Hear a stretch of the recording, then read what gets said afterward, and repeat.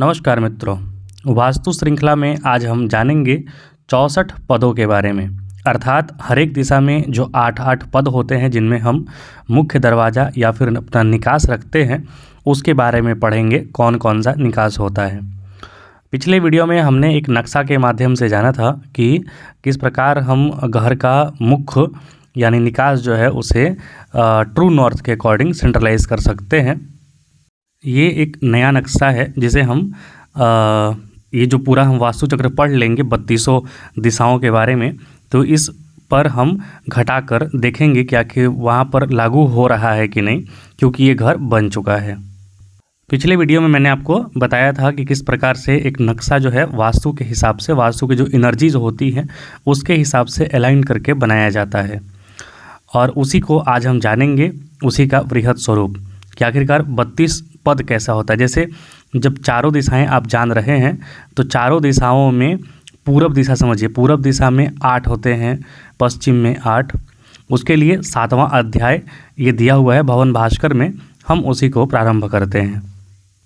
यहाँ पर स्पष्ट तरीके से बताया गया है पहले ही श्लोक में कि किन कामों में हमें वास्तु देवता की पूजन करनी चाहिए, किन किन कार्यों में करनी चाहिए वास्तु देवता की हमें पूजन। तो वास्तु देवता का पूजन हमें पहला चीज़ सूत्र स्थापन करने में, दूसरा भूमि शोधन करने में, तीसरा द्वार बनाने में, चौथा शिलान्यास करने में, और 5वां गृह प्रवेश के समय हमें वास्तु देवता का पूजन करना चाहिए। मतलब इन 5 कामों में कभी ना कभी आपको वास्तु देवता की पूजन जरूर कर लेनी चाहिए, और संभव हो तो 5 काम में ही करना चाहिए। जैसे जो अभी भव्य राम मंदिर का शिलान्यास हुआ था पिछले वर्ष, तो उसमें भी वास्तु देवता का पूजन किया गया था। और अब जब गृह प्रवेश अर्थात भगवान राम का उद्घाटन किया जा रहा है श्री राम मंदिर का, तो उसमें भी वास्तु का पूजन 22 जनवरी को किया जाएगा। बाकी जो दरवाज़ा सागौन का बन रहा है महाराष्ट्र से आए हुए पेड़ से, तो उसका वास्तु पूजन हुआ या नहीं इस बारे में तो मीडिया में कोई जानकारी नहीं रहती है, लेकिन कम से कम 2 चीज़ का वास्तु पूजन की जानकारी आपको हो रही है, शिलान्यास का भी, और गृह प्रवेश जब होगा यानी उद्घाटन जब होगा तो उसका भी जो वास्तु पूजन होगा वो भी आप जानेंगे टीवी के माध्यम से। प्रायः जो नॉर्मल घर बनता है जिसमें शिलान्यास किया जाता है या फिर भूमि शोधन किया जाता है, तो दोनों को एक ही समय में करके, क्योंकि उसी समय नींव भी खुदने लगता है, तो एक ही समय में करके भूमि पूजन किया जाता है। अब ये जानते हैं कि जो वास्तु का देवता का जो पूजन है वो 64 कोष्ठकों में होता है, जो 8x8 मैंने बताया। तो यदि आप गांव में घर बना रहे हैं, नगर में घर बना रहे हैं, या फिर राजगृह बन रहा है, तो उसमें 64 पद वाले वास्तु पुरुष का पूजन होता है। लेकिन वहीं पर गृह निर्माण जो होता है ना, बावड़ी बनता है, तालाब बनता है, कुआं बनता है, या फिर कुछ बड़े कार्य होते हैं जो समाज के कार्य होते हैं और बहुत बड़े जीर्णोद्धार के कार्य होते हैं, उसमें 81 पद वाले पुरुष वास्तु पुरुष का पूजन होता है। देखिए यहाँ पर जो देवता होते हैं ना, 45 ही देवता होते हैं दोनों केसों में, 33 देवता होते हैं और 12 राक्षसी शक्तियाँ होती हैं। लेकिन जो नंबर्स हैं देवताओं के घरों के, वो कोष्ठक बढ़ जाते हैं। जैसे देव मंदिर के निर्माण में जब कोई भी मंदिर बनता है, बड़ा सा मंदिर, तो उसमें 100 पद वाले कोष्ठक वाले पद का वास्तु पुरुष का पूजन किया जाता है। और जीर्णोद्धार कहने का मतलब कि जो पहले से बना हुआ है और ख़राब हो चुका है उसका पुनः स्थापना किया जा रहा है, तो उसमें 49 पद वाले वास्तु देवता का पूजा किया जाता है। और यहाँ पर एक और नई बात आई है कि कूप, वापी, तड़ाग या फिर वन यानी जंगल का जब एक आप शिलान्यास करने जा रहे हैं, जब जंगल लगाने जा रहे हैं, तो उसके पहले 196 पद वाले वास्तु पुरुष का पूजन किया जाता है। लेकिन हमें मूल बात पर अटके रहना है। कहाँ? हमें मूल बात पर अटके रहना है यहाँ कि हमारा जो घर बनेगा उसमें 64 कोष्ठकों वाले पद, 64 पद वाले जो वास्तु देवता का पूजन किया जाता है, जिसमें 33 देवता होते हैं, 33 कोटि के देवता, और 12 कोटि के राक्षसी शक्तियाँ भी होती हैं। इसीलिए वास्तु में जब अच्छे जगह पर आप अपना घर, अच्छे जगह पर शयन कक्ष नहीं रखेंगे, देवताओं का आप यदि शक्ति नहीं लेंगे, तो राक्षसी शक्तियाँ आपको खा जाएंगी। और ये सारी जो चीज़ें हैं वो बहुत सारे पुराणों से लेकर आपको बताई जा रही हैं। मतलब सब पुराण में आया है कि सुवर्ण की सलाई द्वारा, सुवर्ण मतलब गोल्ड की सलाई द्वारा रेखा खींचकर 81 कोष्ठक बनाए, पिष्टक से चुपड़े हुए सूत से 10 रेखाएं पूर्व से पश्चिम और 10 रेखाएं उत्तर से दक्षिण की ओर खींचे, और फिर उन कोष्ठकों में स्थित 45 देवताओं की पूजा करें। इसमें 32 12 से और 13 के अंदर से। अब यहाँ पे देखिए ये जो है ना आपके कार्य क्षेत्र में नहीं है। जब आप वास्तु देवता के पूजन के लिए किसी योग्य पंडित को बुलाते हैं तो स्वयं ही उसका निर्माण कर देते हैं, वो इस निर्माण कार्य में दक्ष होते हैं।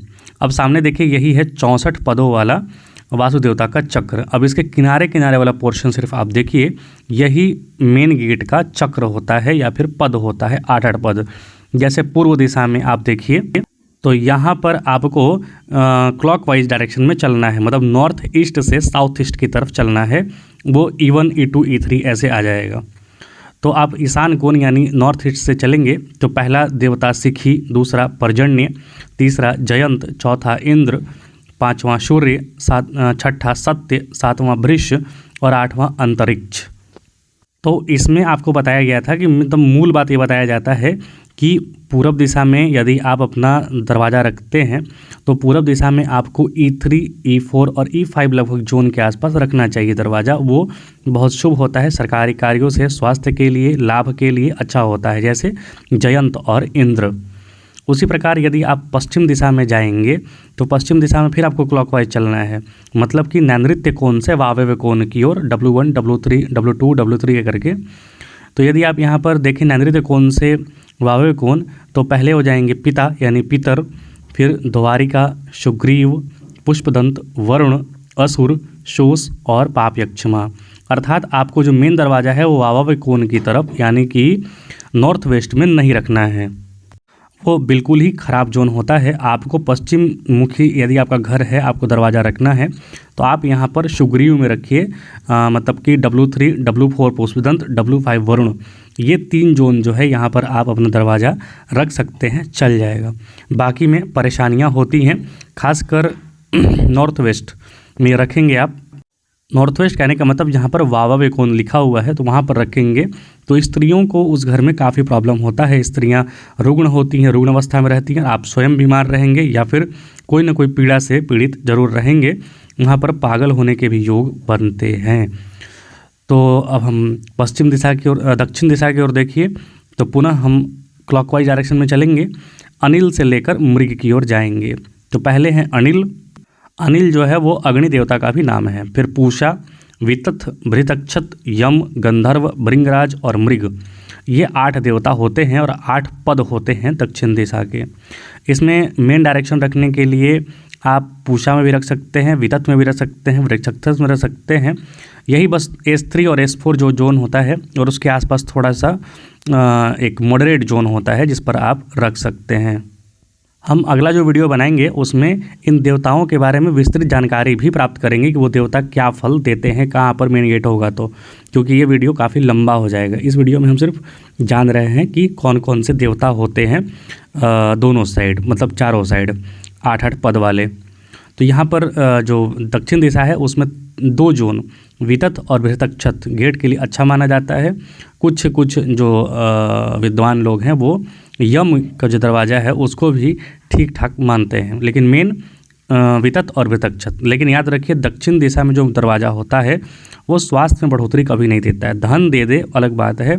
इसीलिए जो व्यावसायिक प्रतिष्ठान होते हैं वो दक्षिण दिशा के लिए जो होते हैं वो काफ़ी धनी होते हैं, उनका धन आता है, लेकिन स्वास्थ्य अच्छा हो ऐसा ज़रूरी नहीं है। स्वास्थ्य के लिए आपको दूसरे डायरेक्शन में जाना पड़ेगा।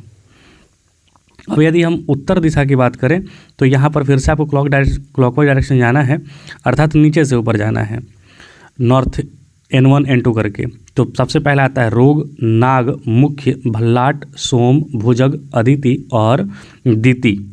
मतलब कि आप अपने नॉर्थ डायरेक्शन में देखिए, नॉर्थ का आपका प्लॉट कितना लंबा चौड़ा है, लंबाई को 8 भाग में बांटिए और वही आपका 8 पद हो जाएगा।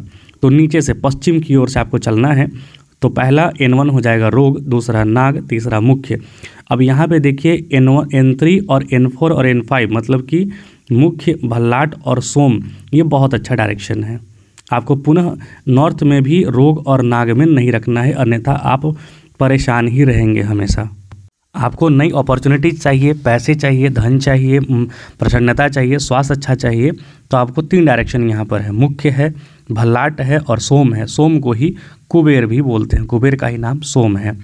तो ये आपके 8-8 डायरेक्शन मैंने आपको बताए। अब आप ये समझिए कि ये जो कोना जहाँ पे लिखा हुआ है ईशान कोण, उसके नीचे चरकी, पूर्व के नीचे स्कंद, आग्नेय के नीचे विदारिका, पूतना के नीचे नैऋत्य, जम्बुक के नीचे पश्चिम, पाप राक्षसी के नीचे वावव्य। तो आखिरकार इसका नाम क्यों दिया गया है?